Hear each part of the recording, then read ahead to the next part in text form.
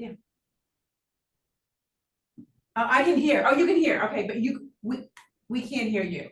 But he already indicated he was gonna. Okay, so you can in the chat. So whatever you have to vote on, you can do it in the chat. Okay, got it. All right, let's get started. Thank you.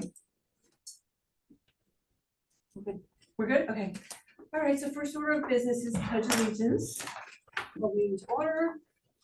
I pledge allegiance to the flag of the United States of America and to the republic for which it stands, one nation, under God, indivisible, with liberty and justice for all. Thank you. Are there any public comments or any correspondence? Just a second. Was there any correspondence that you? Hello? No. Any public comments? Fast. Public input comes fast. Well, yeah, it's second on the agenda. It's always second on the agenda. We don't move it. Bill Michael, 27.5 Fleetwood Avenue, Bethel. Cynthia McCorkindale had received some, under FOI, a lot of correspondence between Sustainable Bethel and a lot of places. I couldn't go through them all. But something struck me in that there's so many nonprofits and businesses and acronyms of organizations that are involved in this, and there's a lot of money being made and tons of groups that are associated in politics first. And I love the sound of Sustainable Bethel. And when this was first formed, I wanted to play a role in it. But my view of Sustainable Bethel is so counter to what Sustainable Connecticut is. And I brought a visual aid. I think this potato is more Sustainable Bethel.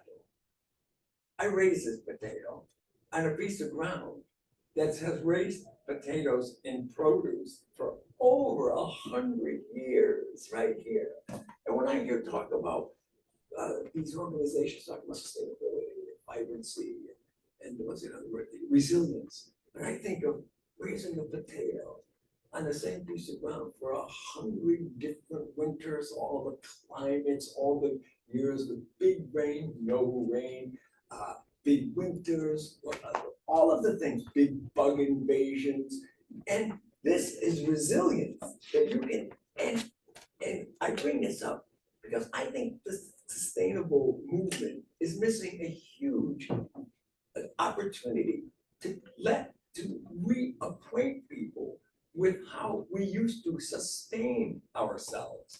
And I'm sorry if I repeat myself. I used to remember when Fleetwood Avenue, everybody had a garden. My whole street had a garden. They weren't big gardens, some were small. And if I've said this at a previous meeting, I'm sorry. But this is what's missing. Everybody wants to talk about the climate and sustainability and this and that. And everybody wants to be skinny, but no one wants to work hard outside. And that's what I think this commission should have an aspect of how to grow things, how this requires no transportation, no fossil fuels, water, town water, municipal water, yeah. But it's such a net win. And a potato, this humble potato, represents so much of what Sustainable Bethel, in my mind, should be about. And I just don't see you as a membership of Sustainable Connecticut has anything to do with that. Empowering individuals, not corporations, nonprofits, political action committees, housing, segregate Connecticut's, all that. Thank you for allowing me. Thank you once again. Okay. So, chairman comments. So thinking about Sustainable Bethel Commission and through this journey of the word sustainability, it is defined in different ways. And it is a big word and includes a lot of components that make up a sustainable, resilient community. So going back in my professional background, it led me in the direction of transportation, mobility, and parking. That's a whole other story. And I mention this because safe and accessible transportation mobility is a huge part of a sustainable community. People want to be able to get around. They want to go to school, go to work, go to the store, visit friends, family go out to eat. This was a big part of my responsibility in my professional life. And I bring this up now because in my journey last year and in the last month when I met with Ability Beyond Disability, and some of my friends are actually a lot older than me and they do belong to the senior center. And this conversation comes up a lot. How do we get around? And so from my point of view, it is really important to mention that this component of a sustainable community is important and we have a responsibility to look at that. So, what's next? Community events. We have Food Truck Friday. Hopefully it doesn't get rained out this Friday. And we will have a table there. And similar to how we've participated in other Bethel events, at the energy event, the Earth Day and the Pride, we are there to listen to the public and to hear what they have to say about sustainability. So we'll be tracking that as another way of engagement. I want to bring up this awesome program that we have in Bethel, the Food Scrap Program, which we rolled out a pilot launched on August 12th. And the communication is being coordinated by HRRA, which is the Housatonic Resource Recovery Authority, including all the social media. And the soft launch is a great way to engage early adopters and collect some information, input, data before a permanent launch to the program. And signing up for it, so there's these really cool flyers and there's a brochure that's available. So signing up for it is fairly easy and you can do that through the Bethel website. The flyer, what I'd like to do, oh, Mary, I don't know if we can do that. Can we get copies of these for the Food Truck Friday so we can hand them out at our table? I'll ask about that. Can you ask about, yeah, that would be great, because I would love to hand these out. It would be a great way to, let people know about it since we're gonna be there. Once you sign up, you get a green basket with with biodegradable bags. You fill up with your food scraps, take to the transportation, and then you pay $1. Excuse me, Yeah. just for a second. You don't get a green bucket. Oh, you don't get the green bucket? The green bucket is $20. You get a Oh, black You get the bucket. black bucket. Thank you. Thank you. Just to make sure. Thank Sorry. you. That's what happens when I take notes really fast. Mhm. Thank you. Yeah, so you get a bucket, you get a biodegradable bag, and you fill it up with food scraps, and you take it to the transfer station, and you pay $1. Typically, food scraps would be part of the overall solid waste haul that you would take to the transfer station. And the fee to dispose that is 25 cents a pound. So if you think of, and food scraps are the largest percentage weight in your waste, in your own individual waste stream. So if you think about it, let's say you have 10 pounds of food scraps, right? $25. You're only paying $1. I'm just kind of throwing stuff to the wall here, but just to make the point. This saves residents money. The food scraps eventually go to a compost location. Then eventually the compost would come back to the transfer station for residents. Then it could be used for community gardens, AKA maybe the garden club. So there's a cyclical environmental benefit, but a cost savings to the resident. Not only does it work for people who live in single family homes, but because you're right, this is a smaller basket, this would be good for people who live in condos or apartments to be able to use this program. So very excited about that. The other thing that I'm very excited about is Bethel received a fabulous grant from the state of Connecticut Department of Economic Development, DECD, $4.5 million grant for the Diamond Avenue project, which is adjacent to the Bethel train station. And this project, and I kind of copied and pasted from the grant itself. And it came from a grant called the Connecticut Communities Challenge Grant, which has awarded this year alone 21 cities and towns in the state of Connecticut. And again, Bethel will be getting $4.5 million. And it will be a mixed-use development, converting a vacant, underutilized industrial land to a transit-oriented village. The residential component will include approximately 200 units, 20%, which would be affordable.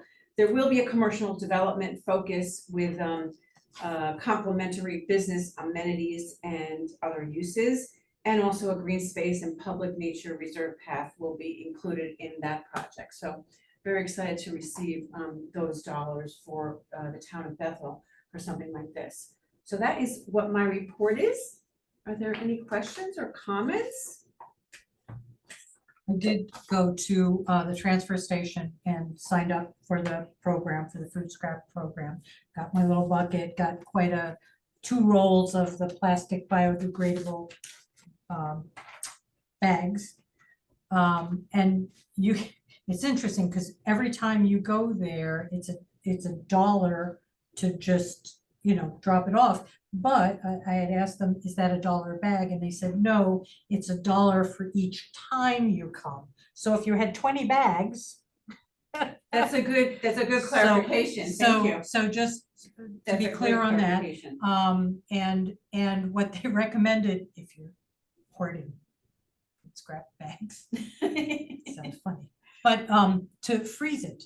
And I thought that's a great idea, because I was doing that with other scraps that I was putting in a compost, which is actually saving me, so I don't have to have the vermin problem on my property with the composting. And they said they hoped that this next spring, they would be able to have some compost available, dependent on how many people got involved and how quickly the process came to, but they felt that that's, that was a doable thing. And it's not once you go inside the transfer station, it's before as you're pulling up to the little booth, it's off to the right-hand side. That's where they had it the other day. So they have a little tent, and you get the black bag or the black bucket and the bags for free. You sign your name, and they ask if you would share your email address. You don't have to, it's not a requirement, but your address is. And for $20, you get the green bucket. Right. So, and that's better for people who have more Families, scraps or a family, Yeah. And it's, it seemed like, so I've been doing it now for a week, and it's easy. I have a question. I don't know if you guys know, but I think it would be great to find out. What about residents that have a trash collection service? That's what I have. I have a trash collection service. So I guess I pay to have my trash picked up. removed, right? Yes, yeah. And are there any conversations, incentives around those businesses that, like, how would the weight work out? You know what I mean? Like, because I don't technically pay by weight. Well, you pay by week. Yes. Yeah. So I guess I'm just wondering Are if you they asking if they mentioned if that they or would have be a a plan part for of the that. program? Yeah. Well, the program, as I understand it, it's for the town. And those are private businesses. So that would be a private business thing that they could explore. Yeah, if I guess they it was a wanted to. question about their weight, where they bring the Mhm. trash, and if they ultimately pay for the weight, or does the town somehow pay for the The weight? private, no. the- Because the they dump private it somewhere the else? Private collectors pay a fee to dump, to Yeah, take the typically, trash there, and typically. then ultimately they take it somewhere else. So those are good questions, that need to be explored. My understanding is this pilot is residential only. But that would be something that could be a next phase, like something to look into for sure. Yeah, it's a really good question. Yeah, I was just thinking about that.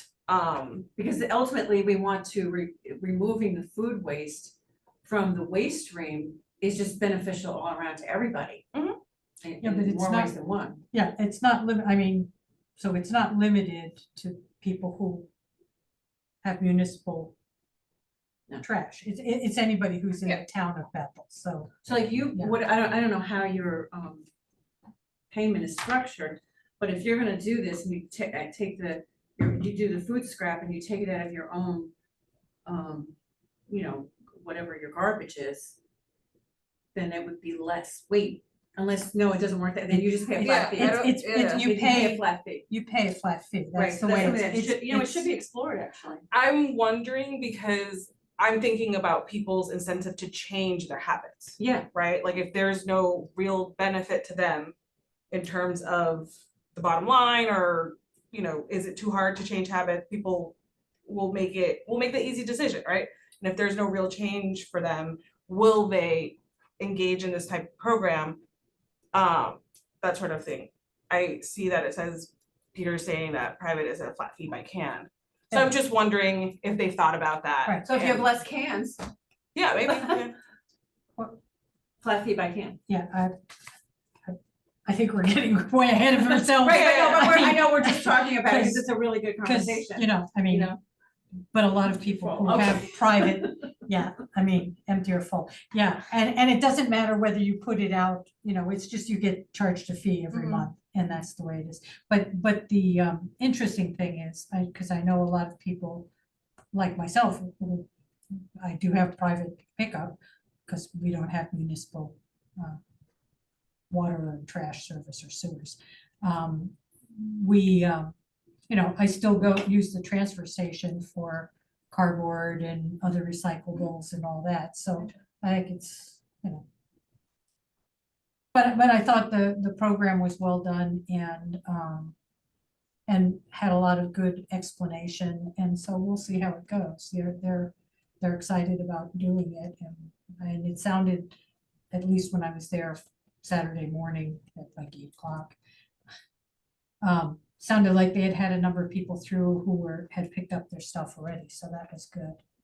I forgot last week. Yeah, I think he also had a question about who was working. Right, the- it's, I know Gabrielle and I are, gonna do that, and you are too, okay, and then you, okay, good. Unless something comes up. Yeah, I get it, that's fine. And it's a short period of time, 5 to 8, right? So we can, you know, take turns, whatever. Thank you, that's awesome. Okay. Do the people that are doing this project know that they can reach out to us for support in any sort of way? Well, I spoke to Dan about it, yeah, so, and I also, attend some of the HRA meetings, so, yeah. But yeah, those are good questions, and we should continue to talk about that, but it's great that we have a pilot to start it, you know? Absolutely. And it sounds to me that there are a lot of early adopters like yourself, Tia. And that's great, because then everybody will tell their friends, and we can hand out these, talk about it, and get more people involved in it. And like I said, it's just not only gonna be for single family homes. I mean, this little basket is perfect for someone who has a condo or an apartment, right? Because it's easy to put somewhere. I thought it was great that Dan put it into his weekly newsletter. Yep. Because I think that helped to really get a lot of the info, because they're doing some social media and other things. But it's always helpful, because I think that missive is being read by people, so. Yes. I think the communication is a whole lot better. It's great. So any more comments or questions on my comments? Yes. On your comments in particular, no, I just had Okay. a question. So, Should we do that under other business? sure, Okay. Thank you. Okay, so, if there's nothing else, we'll move on. Consideration of approval for the July minutes. Do I hear a motion? So moved. And second, second. all in favor? Aye. Okay. Great. Consideration of approval canceling the September 20th meeting. The reason for that is because 3 of us will not be available. So no quorum. So no quorum. That is the reason. We're all out of town that week. It was kind of weird, but that's the way it worked out. So do I hear a motion on that? So moved. Second, Second. all in favor? Aye. Aye, okay. Okay, so as you know, we created our planning committee last month, and we did a meeting. Tia is chairing that, and the floor is yours, Ms. Okay. Murphy. We had our first meeting. Our meetings, just so everybody understands, from this point forward through the end of this year, will all be special meetings, because I talked to the town clerk and she informed me that since we did not submit a schedule at the beginning of the Right. year or have the committee from the beginning of the year, we have to have them as special meetings, which means that we can only discuss the things in the meeting that are on the agenda, Correct. which makes us efficient.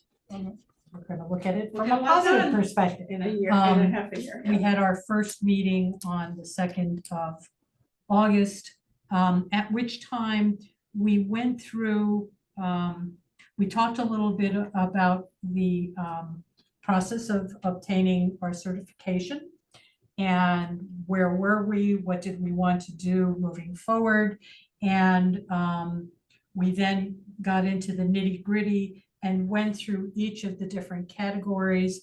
And with Ms. Gabrielle's great help, and Katie as well, we designated who would be responsible for helping to compile and develop and provide the information for each of those different categories. So that's now been populated in our spreadsheet, so we know who's, you can tell by initials who's got what. So we're making some good progress there. Thank you to everybody for doing that work. That was great. That was a big progress. And so subsequently, on the 8th, I think. Yeah. Let me make sure. Yes, on the 8th, we had a meeting with the Sustainable CT people over in Sandy Hook to talk to them about what our approaches were, how we were going to be going, data collection going forward, how we had allocated things, what were our special projects and things that we were going to be working on. And they gave us some excellent feedback on how to proceed. A lot of what we're going to be doing going forward right now, and I want to make this clear that this is sort of a beginning part, is going to be a lot of data collection. So that's a large part of that, and Gabriella has agreed to help us with that data collection. We're putting things out in the cloud, and then she's helping to get it brought into the application by some, It's a lift. yeah, some great technological work there. So that's sort of where we stand at this point. We have another meeting scheduled Next week. for next week on the 22nd. Yep. And we're gonna try and just keep working on meeting very regularly and populating that information. And as we get to sections, I know you did some work getting back to those folks who are reviewing to say, is this the right thing? What are we missing? So we can make sure that those elements that are part of the application are complete when we finally submit the whole thing, but we can submit it in elements as we move forward. Am I correct? Yes. So there was a particular deadline for this summer cycle Right. that they're doing the certifications for the different towns that have met the standards up until this point. And we could have submitted just for review. And just to get some feedback about how we're doing and what it looks like and what we could improve upon. So that ultimately we do attain the certification, but we missed it. It was a lot of information and it needs to be presented and uploaded a certain way and all the good stuff. So it takes time. But from my conversations with the fellows, we can sort of submit for review at any time. It's just a matter of us being prepared to do so. So there's a lot of work and we will continue moving forward. It appears as though there are a lot of part pieces that exist. It's really a matter of, so the information, a lot of the information is there. It's pulling the information together and putting it into a format that can be accessible. And the good, in addition to our getting ultimately our certification, the good thing is then it will also be a repository for this information that other commissions, boards, departments can access to know where things are. And so it is in in a one place. So, we will not meet the week after the 22nd, and when we meet on the 22nd, we'll make some decisions about the our next meeting, but we will not meet that last weekend. That's right before the holiday, right? Right. Okay. So, any questions, comments? Gabriella, you have something? Yeah, but it just escaped my mind. Oh, It's okay. okay. I'll take it over another business. You'll remember, it'll just, Hopefully. it'll pop up. Okay, so, thank you. Oh, Oh, okay. I guess it's a more sort of looking ahead type comment. Yeah.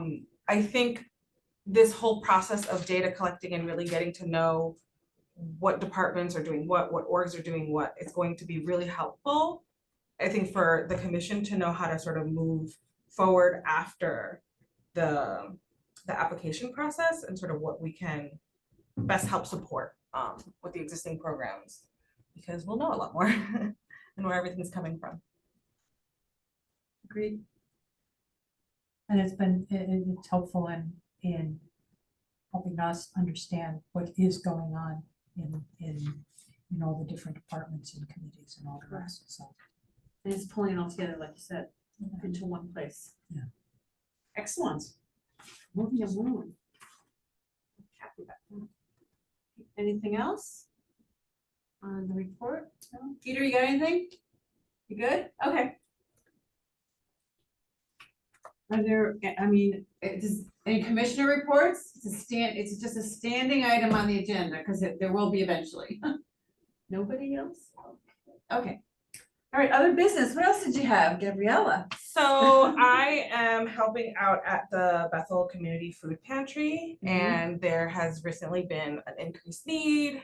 You know, summer's ending, school's starting. There's lots of change. So I just wanted to put the word out there with you all and in the community that they are looking for donations, non-perishable food items, and, you know, toilet paper, paper towels, that sort of type of dish soap, detergent, household items. That would be really helpful for the community. And yes, I just wanted to point that out. Because in my mind, that is also another sustainable action. And it does fall under one of our categories. It does. Yeah, and I spoke with Megan in social services, so I'm putting together the elements that fall under that to send to her, and then she's gonna let me know who all to touch base with. Okay, great. So yeah, so we've had that conversation. I can definitely help you with that Okay. when the time comes. And I guess also, again, looking ahead when the time comes, when we can, considering the match grant for the Bethel Food Pantry, because it is something that people donate to, but it fluctuates with need, and, you know. Did you bring, because we talked about that before, did you bring that up to them as a possibility down the road? I have brought it up to them as a possibility down the road, and they are very interested and Okay. open to that Well, let's look at conversation. that. Yeah. I just didn't know when we can, you know what I mean, like when I could take it on, if we're focusing Sure. on the Yeah. certification, or if like you need to be certified first or not. No. Oh, okay, You great. do not need to be certified first. The components of that, it cannot be, it can't be town driven. It has to be, like we talked about, it has to be, it can be an individual, it can be a nonprofit, right? And so if that nonprofit or that individual has something that relates to any of the Sustainable Connecticut categories, and they can fundraise themselves, right? The Sustainable Connecticut organization will match that amount up to $15,000 for that program or project. Great. So no, we don't have to be certified. The towns can take advantage of that, or someone in the town doing something related to that can take advantage of that. Okay, great. So I will definitely, It's separate from the town. I will definitely Yes, let her so- know that. And Yeah, see because what it's she gonna goes. help them, Absolutely. you know, even if they raise 5,000, another 5, that's 10. Yeah, absolutely. Right? I think the one of the things that is happening as well that is affecting a lot of the other food pantries in the area is recently the quality of produce that we are receiving from, I believe, the Food Network and all the supermarkets that they are a part of.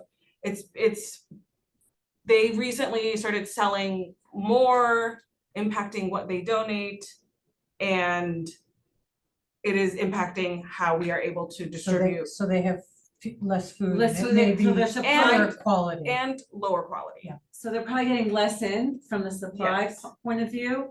Yeah, okay. So that's something that, I don't know where or how or what can be done per se, but it's something that I think impacts, it impacts the purpose of the program, in my opinion. So I'm wondering what, if anything, can be done as a support or pressure or something that can help better support that sort of waste reduction stream of Yeah, food redistribution. so remind me, is the food pantry connected to the food rescue program in Connecticut? I believe so. Okay. Because they work closely with the Houstonic Resource Recovery Authority related to the waste stream food. I don't know, Yeah. if that's something that needs to be elevated. I don't know enough to know exactly what and how and where, but it is something that I'm interested in learning more about, and hopefully we can help out in some way that benefits the town, because town residents, there's been an increase in town residents coming to the food pantry, Okay. Well, that's- no. which I'm sure you will see in the data. I have a lot of looking ahead. Right, good conversation, absolutely. Is there anything else? No. Okay, so our next meeting, since we will not have a meeting in September, will be Wednesday, October 18th at 7 p.m. Is there a motion to adjourn? Go ahead. Wait, Make a motion. make a motion? I make a motion? To No, adjourn. I make a motion to adjourn. Yeah. Second, Second. all in favor? Aye. Thank you. I'll get the hang of it. Yeah, Tia was trying to go back and forth.